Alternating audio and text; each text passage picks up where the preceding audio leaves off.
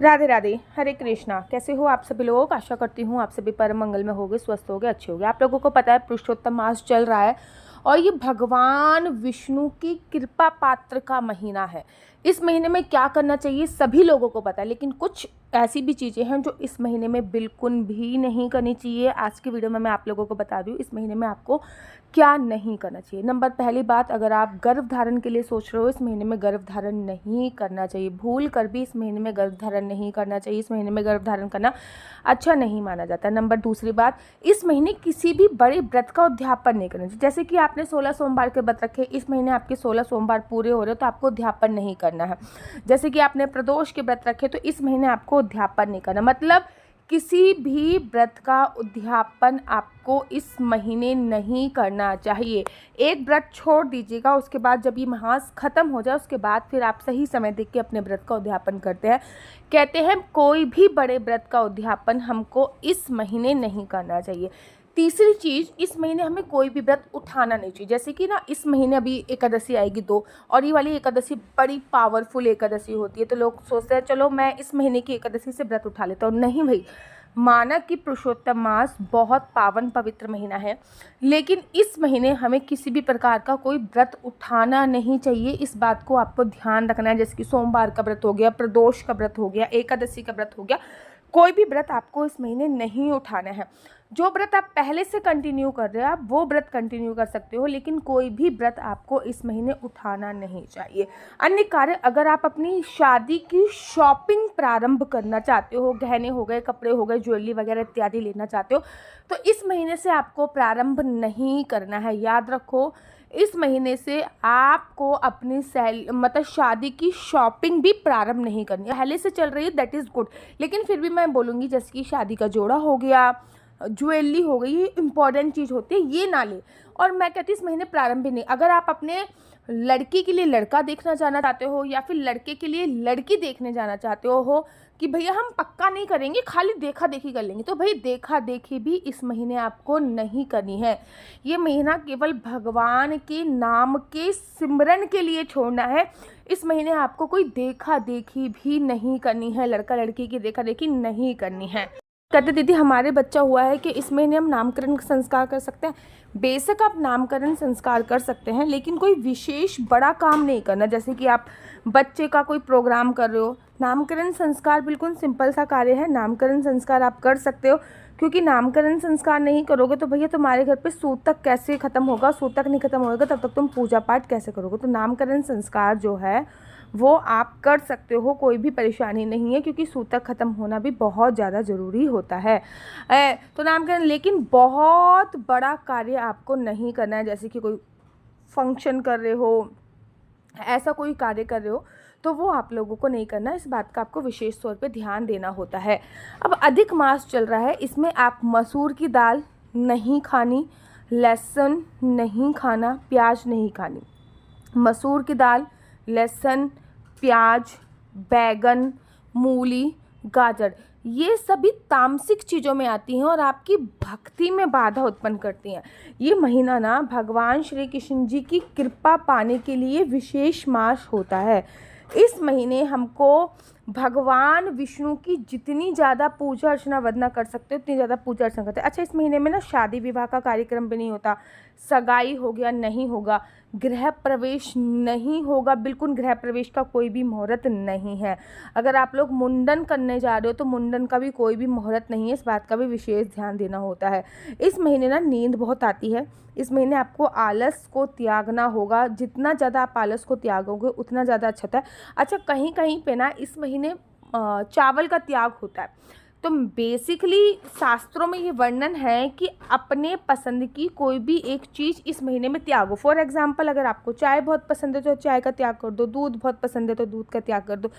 जो भी चीज़ आपको पसंद है उसका त्याग आपको इस महीने अवश्य और अवश्य करना चाहिए। इस महीने ना कोई भी, जैसे कि आप अपने बच्चे का स्कूल में एडमिशन कराने के लिए जा रहे हैं, भैया ये बहुत लंबी चौड़ी पढ़ाई होती है, मत कीजिए। इस महीने कोई इंटरव्यू का फॉर्म वगैरह भरने के लिए कर रहे हैं तो भैया इस महीने कोई भी इंटरव्यू का फॉर्म वगैरह मत भरिए। कोई सरकारी नौकरी की तैयारी के लिए फॉर्म वगैरह अप्लाई कर रहे हो तो इस महीने मत कीजिएगा। ये महीना देखो, माना कि ये महीने को पुरुषोत्तम मास भी बोला जाता है, लेकिन इस महीने के साथ एक नाम और जुड़ा है जिसको मल मास बोला जाता है। और मल मास में कोई भी कार्य नहीं करना चाहिए। ये महीना केवल भगवान की पूजा अर्चना वंदना करने के लिए है। जितनी ज़्यादा आप भगवान की पूजा अर्चना वंदना करेंगे उतना ज़्यादा अच्छा है।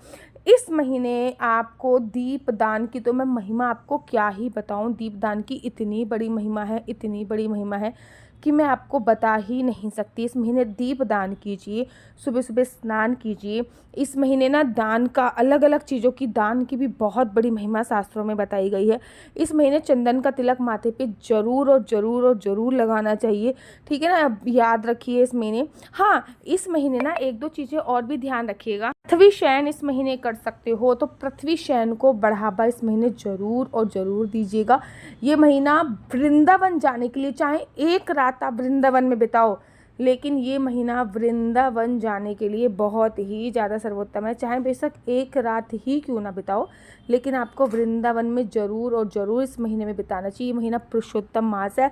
इस महीने की कथा सुनने का भी बड़ा विशेष महत्व है। अगर आप चाहते हो कि इस महीने की कथा भी आपको बताऊं तो मैं बता सकती हूँ, क्योंकि मैं तो रोज़ इस महीने की कथा सुन रही हूँ। अगर आप चाहते हो कि मैं बताऊँ तो मैं डेफिनेटली आपको बता सकती हूँ। याद रखिए, ये महीना कोई भी शुभ कार्य के लिए नहीं है। ये महीना जितना ज़्यादा हो सके भगवान की पूजा अर्चना वंदना करने के लिए है। मेरा नंबर आपको नीचे स्क्रीन पे दिख रहा होगा। मेरा नंबर है 4/9-20-25-65। I repeat again, 4/9-20-25-65। आपका बच्चा जॉब करेगा या बिजनेस करेगा? बिजनेस करेगा तो किस फील्ड में बिजनेस करेगा? जॉब करेगा तो किस सेक्टर में जॉब करेगा? क्या है आपके बच्चे का लकी नंबर? क्या है आपके बच्चे का लकी कलर? क्या कुंडली में राजयोग है या नहीं? कुंडली में संतान प्राप्ति का योग है या नहीं? ये सभी जानकारी आप मेरे से कुंडली के माध्यम से प्राप्त कर सकते हैं। याद रखिए, कुंडली देखना बिल्कुल भी फ्री नहीं है। कुंडली देखने के थोड़े से चार्जेस हैं, लेकिन इस नंबर पे मुझसे किसी भी प्रकार से कोई भी क्वेश्चन आंसर पूछने के लिए फ़ोन मत कीजिएगा, क्योंकि ये नंबर केवल और केवल मैंने कुंडली दिखाने के लिए दिया हुआ है। राधे राधे, हरे कृष्णा। तो यहाँ पे हम आप लोगों के लिए लेके आए हैं असली तुलसी माला। विभिन्न विभिन्न प्रकार की हमारे पास असली तुलसी माला है। 30 रुपये से प्रारंभ होकर हमारे पास 1100 रुपये तक की तुलसी माला है। जप माला है, गले में पहनने वाली तुलसी माला है, 1 राउंड की तुलसी माला है, 2 राउंड की तुलसी माला है, 10 साल तक चलने वाली तुलसी माला है, और डबल राउंड की तुलसी माला है, 3 राउंड की तुलसी माला है, गांठ वाली जपने वाली माला है, बिना गांठ की जपने वाली माला है, राधा नाम के लॉकेट वाली माला है, और लैब सर्टिफिकेट द्वारा प्रमाणित तुलसी माला है, जिसमें हम आपको लैब का सर्टिफिकेट देंगे कि ये असली है या नकली है। बहुत सारी तुलसी मालाएं हम आपके लिए लेके आए हैं। न केवल हम आपके लिए तुलसी माला का कलेक्शन लेके आए हैं, अपितु लड्डू गोपाल की असली तुलसी माला जिसपे राधा नाम का लॉकेट है, लड्डू गोपाल के लिए वैजंती माला, लड्डू गोपाल के लिए चंदन माला भी हम लोगों के लिए लेके आए हैं। और लड्डू गोपाल की तीनों माला का सेट है, तुलसी माला, चंदन माला और वैजंती माला का सेट भी लेके आए हैं। साथ ही के साथ हम आपके लिए रुद्राक्ष के असली ब्रेसलेट, पानी में डालने वाला रुद्राक्ष, 1 मुखी रुद्राक्ष से लेकर 14 मुखी रुद्राक्ष तक हमारे पास सारे लैब टेस्टेड रुद्राक्ष अवेलेबल हैं। आप हमसे ओरिजिनल रुद्राक्ष मंगा सकते हैं। ना केवल हमारे पास रुद्राक्ष अवेलेबल है, अपितु हमारे पास कानों में पहनने वाले राधा नाम के असली तुलसी के इयररिंग्स भी उपलब्ध हैं, जो कि अलग अलग डिजाइन, अलग अलग तरीके से आप लोगों को प्राप्त हो जाएंगे।